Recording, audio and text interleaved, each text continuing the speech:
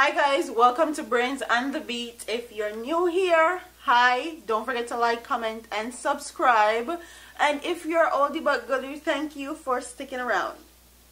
So today's video is going to be on the whole sleeveless thing in the government. People have been sent home, especially females. Them are the only one who wear sleeveless, so I don't know what me I try to say. Females have been sent home for inappropriate attire and was not let into the government proceedings because of their sleeveless clothing. Okay? And the article says, government offices cannot deny access or services to persons based on their sleeveless attire. Prime Minister Andrew Holness have given instructions for the suspension of the no sleeveless policy. The government said that there is no law or official government policy that pertains the barring of persons from accessing the government services based on their sleeveless attire. The Office of the Prime Minister said that Olivia Grange, the Culture and Gender Minister, has been mandated to formulate a government dress code policy that is an alignment with modern consideration as well as the climatic realities of Jamaica. So honestly, I feel like it's kind of ridiculous and sexist for them to expect a woman in the government to have to wear long sleeve in Jamaica's hot Caribbean climate in government proceedings, and government proceedings are very long and very drawn out. So I can only imagine how uncomfortable, hot and they are when they're in those government proceedings.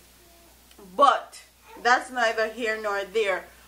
What do you guys think of this new policy that they're about to make? Do you think that people are going to take advantage of it because they suspend the no sleeveless policy, and you think that they're going to start dressing, they're going to be dressing inappropriately? I feel like they can dress with sleeveless as long as it's nothing like low cut or spaghetti straps. As long as it's appropriate, I feel like they should have the right to dress in sleeveless. What's the big deal? But some people may say sleeveless is not prim and proper enough for government proceedings.